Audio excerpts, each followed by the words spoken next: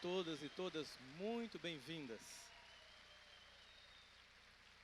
Quando eu terminei o curso de psicologia, eu tinha um amigo de infância, que a gente estudou junto. E a gente fez ensino médio junto, ele fez medicina e eu fiz psicologia. A gente, na vida, os desencontros naturais. E ele foi fazer tentativa de residência, mas antes disso ele foi para uma cidade do interior, para tentar atender as pessoas, conseguir dinheiro para pagar todo o estudo do medicurso, que não é barato, e conseguir a residência dele. E ele um dia ligou para mim muito desesperado, porque aconteceu uma coisa que para ele, que estava numa época de muita descrença e dúvida, tanto em relação a Deus, como em relação ao poder que a gente tem de impactar na vida dos outros. Ele ligou para mim dizendo que estava extremamente incomodado com o que tinha acontecido. Ele tinha uma paciente que ele atendia no interior, e um dia essa paciente chegou para ele, e quando ele fez o exame, ela estava com um câncer extremamente avançado no colo do útero, já tomando alguns outros órgãos. E aí ele ficou tão impactado que ele resolveu enviar ela para outros 2 amigos para confirmar o diagnóstico. Naturalmente, de quem começou a atender ainda está com dúvidas sobre a própria competência. E aí os amigos confirmam para ele, é um câncer muito avançado, ela tem pouco tempo, ela volta para ele, mas uma mulher com muita altivez. E ela diz assim: doutor, antes que o senhor diga o que eu tenho, eu quero que o senhor me responda algumas perguntas. Pois não. O senhor trabalha aqui num município pequeno, então o senhor conhece a realidade de cada um de nós, não conhece? Ele diz: claro que sim. Então o senhor sabe que eu tenho 6 filhos e que eu tenho menos de 30 anos. Sei sim. O senhor também sabe que eu sou órfã, eu não tenho pais, eu não tenho irmãs, eu não tenho irmãos. O senhor também sabe que o meu marido me deixou. O senhor não sabe disso? Sei, eu sei sim. Ele disse que ela dizia de uma forma tão altiva, olhando no olho dele com tanta intensidade, que ele só ficou como se fosse hipnotizado, dizendo: sim, eu sei sim. Então ela disse depois: então o senhor sabe a coisa mais importante, doutor? Eu não posso morrer. Ele disse: Rossandra, eu não tive outra alternativa a não dizer: eu sei sim. Ele disse: como é que eu não vou dizer o diagnóstico dela? Então, eu não sei o que o senhor viu em mim, que ficou com tanto medo, que mandou para outros 2 amigos seus, mas passe o remédio que vai me curar. E ele simplesmente pegou a receita e colocou um medicamento, que tinha como único objetivo, assim que as dores começassem a acontecer, já que ela até aquela altura ainda estava assintomática, que ela tivesse um refrigério na dor. Ele passou então um remédio que era para tomar todo dia às 9 da manhã, durante 2 meses, preparando o organismo para as dores que ela sentiria. Assim ele vem para São Paulo fazer residência, não passa na residência que ele queria, volta para estudar mais uma vez e vai visitar o município 6 meses depois e encontra a mulher na feira da cidade. No primeiro momento, quando ela diz doutor, ele pensa que está vendo uma alma.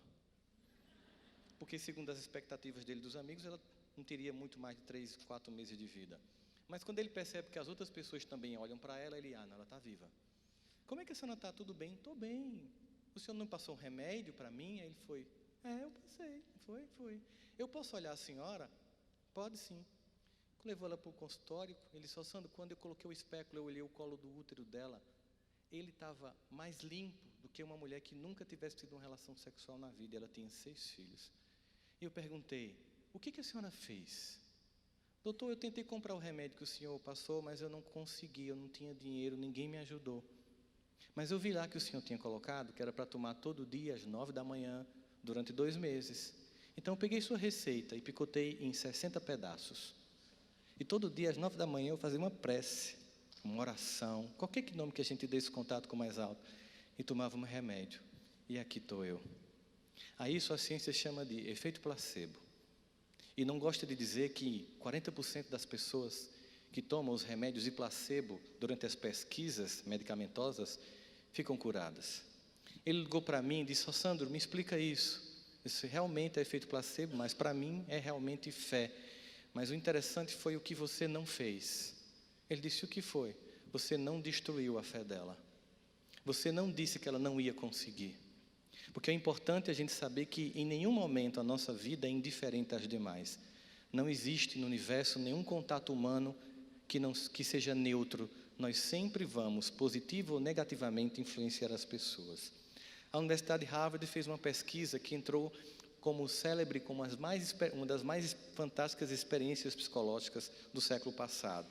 Chegaram nos anos 60, 70, numa cidade americana muito pequena, e com um teste dizendo que era um teste de capacidades e habilidades múltiplas da Universidade de Harvard. Entraram numa escola, aplicaram, chamaram os pais e os alunos, os pais e os professores para anunciar o resultado. E quando foi anunciado o resultado, o impacto foi muito grande. Porque a lista dos 50 melhores alunos da escola, que o teste identificou, na verdade estava mostrando os piores alunos.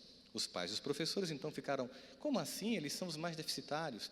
E os professores de Harvard disseram, não, na verdade eles são muito bons. É que vocês não estão olhando para ele com a devida atenção que eles precisam ter. Só que, na verdade, o teste era falso.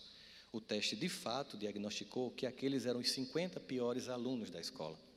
O teste real era, e se nós dissermos a esses pais e esses professores que esses alunos são bons, eles vão mudar a atitude em relação a eles? E se eles mudarem a atitude em relação a eles, eles mudarão a crença de si mesmo? Acompanharam essa turma durante 25 anos. 2 anos depois, os 50 piores alunos dessa escola estavam entre os 100 melhores da escola. 25 anos depois, eles eram as pessoas mais bem colocadas no mercado de trabalho. Porque um dia alguém disse, olhe com capacidade de perceber a competência do outro. Não enxergue como alguém incapaz. A gente que é professor sabe muito bem que tem alunos que a gente acha que vai dar o maior certo do mundo, que é muito competente, e por um conjunto de circunstâncias da vida, não acontecem. Já tem outros alunos que a gente olha e diz assim, esse só Jesus na causa.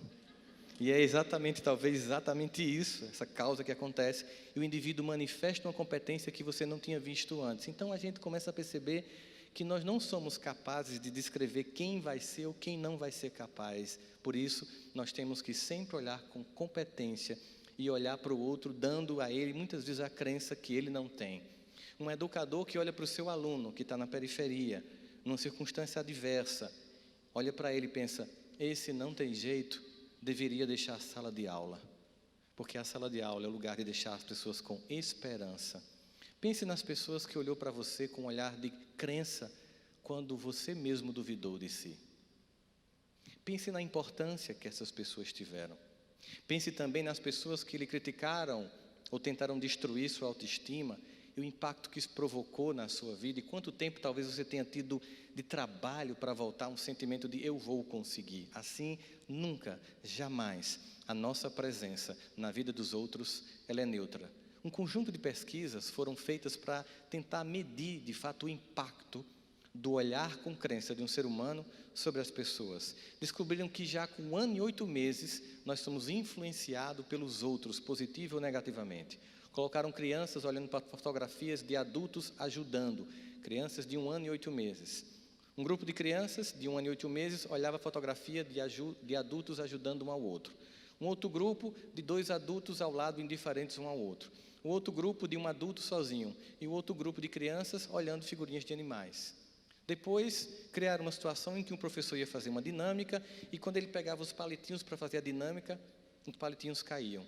Quando o professor olhava para trás dos palitinhos caídos, as crianças que tinham visto a fotografia de adultos ajudando um ao outro, 80% delas correram para ajudar o professor.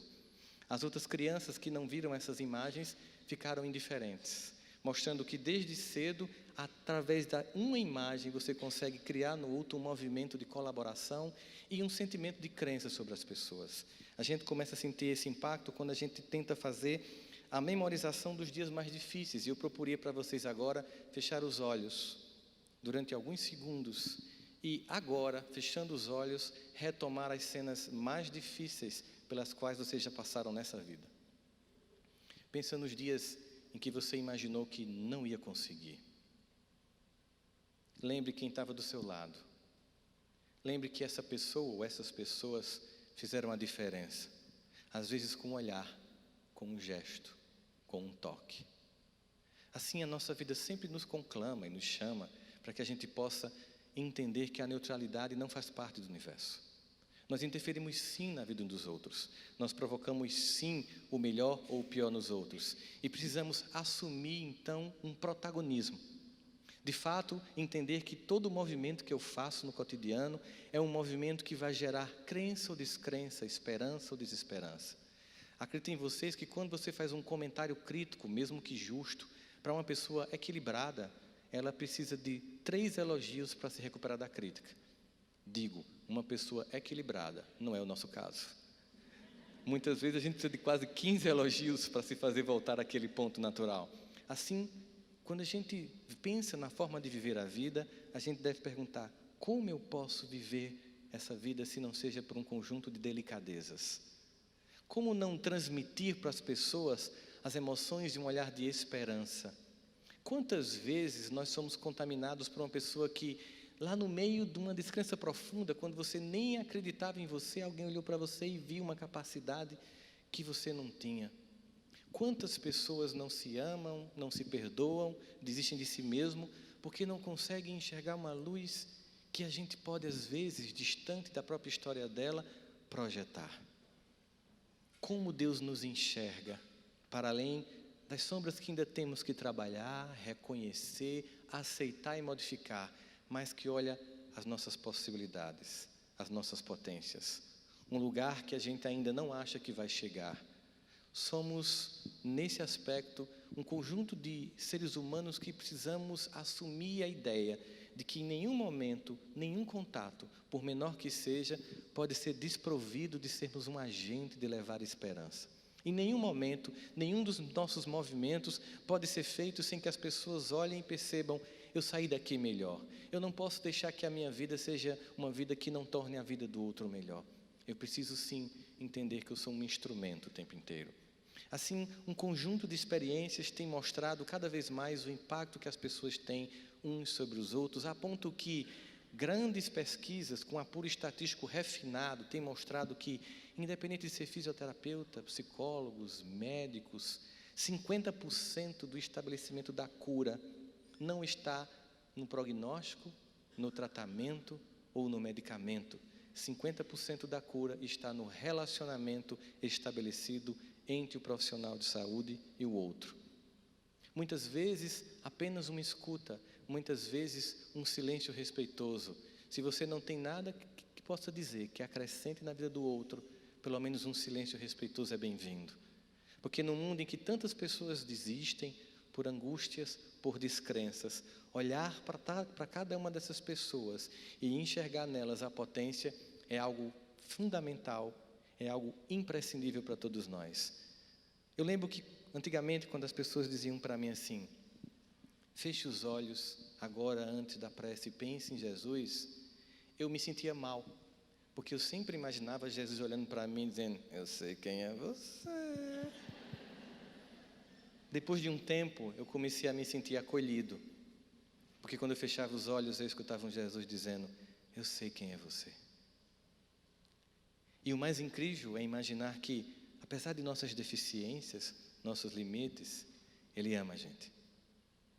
Mas é importante que possamos entender que tem irmãos nossos que estão tão doloridos, estão tão sofridos, estão tão angustiados, que não conseguem fechar os olhos e imaginar um Cristo acolhedor que diz: eu sei quem é você, eu sei do que você é capaz.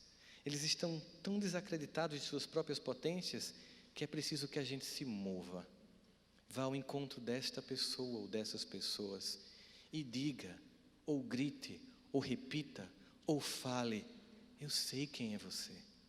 Você é mais do que você pensa, você é mais do que seus medos, você é mais do que suas quedas. Você não é definido pelos momentos ruins em que você agride, em que você tem inveja, em que você se sente menor. Você é definido por um conjunto de movimentos nos quais esses também estão incluídos, mas não te definem. Você não é uma fotografia, você é um filme. Você não se define pela queda, você se define por todas as vezes que depois da queda ousou levantar novamente. É por isso que nós somos, a toda hora, a todo momento, instrumento na vida dos outros. A grande questão que fica para nós é: se nós podemos sim tocar a vida dos outros, se a gente começa a perceber que a emanação e o repertório de possibilidades que estão à nossa disposição é muito maior, a gente muitas vezes percebe que hoje sou eu que te digo: eu sei quem é você. Amanhã é você que precisa dizer para mim: eu sei quem é você. Porque o mundo muitas vezes apenas tenta mostrar os meus defeitos, mas todos nós também já temos virtudes.